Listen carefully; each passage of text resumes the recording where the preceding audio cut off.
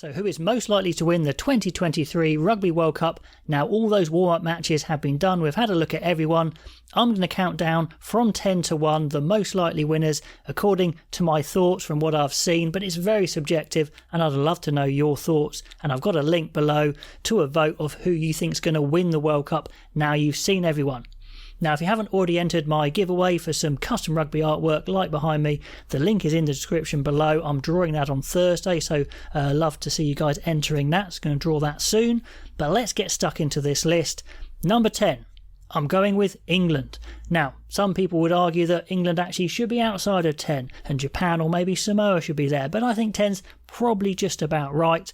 Now in 2023, England have had a dismal performance, a dismal record, wins only over Italy and Wales. Steve Borthwick has banked on a lot of older players and a basic game plan to see him through, but so far all the efforts are very uninspiring, to say the least. But maybe the old guard will roll back the years and they can grind out a result or two, or maybe some of those younger players finally come of age. Either way, it's kind of all hope and no evidence. That being said, they are on the easier side of the draw, so they could definitely get to a semi. If they got beyond that, it might be a bit of a miracle, but red cards do happen these days. At number 9, it's Wales. Now, I think it's fair to say Warren Gatland has probably correctly used this World Cup for a full reset of the squad. Lots of young talent in there. They got a good confidence-boosting win over England in the warm-ups, and we probably actually haven't seen the full-strength Welsh team take the field yet, and no one's particularly sure exactly what that's going to be. So pretty exciting, but they're definitely going to give it a crack, along with their new co-captains, the youngsters of Dewey Lake, the hooker, and open-side flanker Jack Morgan, two very exciting players. But yes, they don't have the experience, but they're going to give it a good go. In that Pool C, it's going to be a great tussle between themselves, Australia and Fiji, I think, like a mini tournament to see who gets out of that pool. But if they do get through, then they will have a winnable quarter-final, being on the easier side of the draw, and maybe they could get to another semi, which they've been to before. Expecting them to get any further is a bit of a push, but you never know with young players. They could excel, and beware of the underdog. At number 8 is the Pumas, Argentina. Now, they have shown they can beat anyone. They can beat those big boys. They beat New Zealand this year. They've beaten Australia. Their challenge is to back it up with 2 big wins in a row. They've got a really good, strong chance of progressing from Pool D up against England, Japan, Samoa. They've definitely got a great chance of going through there. And again, a quarter-final would probably see them against Wales, Australia or Fiji.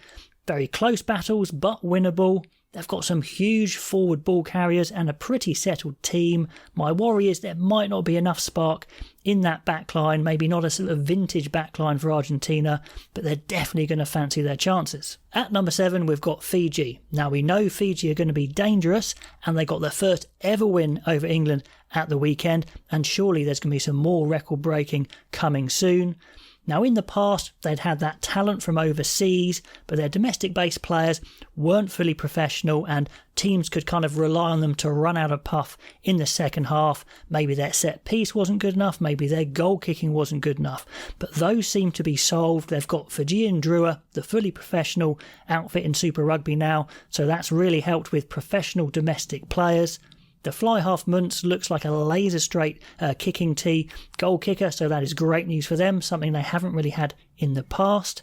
Sure, Fijian Union funds are low, but the World Cup is that one time they can get together and have good time together, sort out their systems, and even if an attack breaks down, they have amazing sidestepping ability to break from anywhere and be lethal.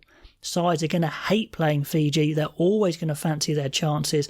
They've got a good chance of getting out of that Pool C with Australia and Wales, and if they do, they could be absolutely dangerous and beat anyone on their day. At number 6, we've got the Wallabies, Australia. Now, there were some massive squad selection shocks from Eddie Jones. It's a very new-looking Australian squad, and they have been struggling to get wins, but there is a lot of talent there. They've settled down now on a first-choice team I think plenty of power in the forwards, Tupu, Skelton, Valentini to name a few, and they've got some massive guys as well out wide on the wings.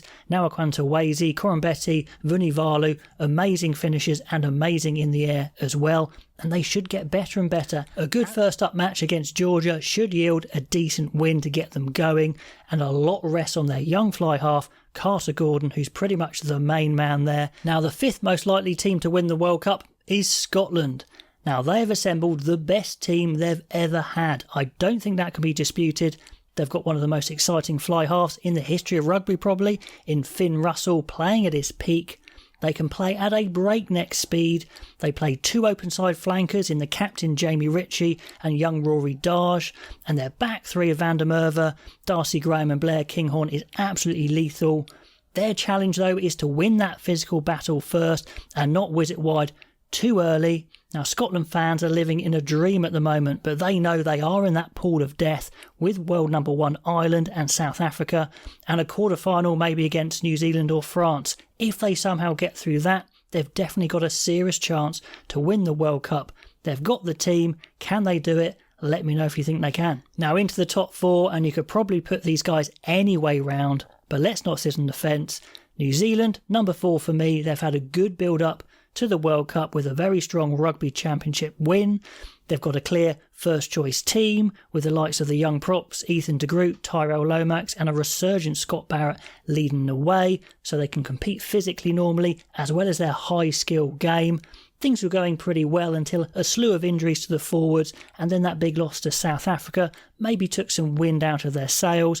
However, even if they lose that opener against France, they still should progress in Pool A, build into the tournament, and they've got the talent, they've got the players to win for sure. Do you think they will? At number 3, I'm putting Ireland. Maybe they haven't quite caught fire in the Rugby World Cup warm-up so far, but world ranking number 1, a Six Nations Grand Slam and 13 wins in a row shows they're a force to be reckoned with. A very settled team, and they've consistently played at the highest level with really high pace and accuracy that many sides just can't live with. I mean, look at their historic performance in their tour win against New Zealand. Some sensational rugby. Now, they do have 2 easier pool games to build up to their really hard pool of death games against South Africa and Scotland, so they should build very nicely. Do you think they can do it? Into the top 2, and it's very close. At 2, I'm just going for South Africa. They have retained a huge bulk of their squad from 2019 where they won the World Cup. None of their players seem to be over the hill, some seem to be getting better, and their new additions have added to that team. RG Snyman, Andre Esterhuizen, Manny Liebok, Kanan Moody to name some, and it's probably an even better squad than when they won last time.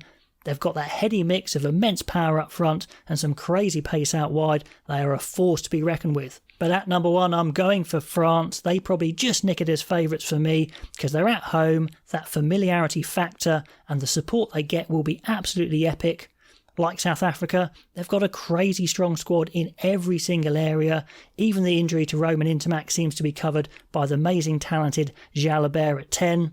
They can score amazing tries and rack up points very, very quickly. If it's not through tries, it's through the boot of maybe the best kicker in the world, fullback Ramos. They can get a bit excited at times, so maybe sides will see some opportunities to score against them, but can they score more points from them? Probably not, so I am going for them, France, as the favourites for the World Cup to lift it at home. But anyway, what do you guys think? Click on the vote below to say who you think will win the World Cup. I'd love to know what you think, and I'll see you next time.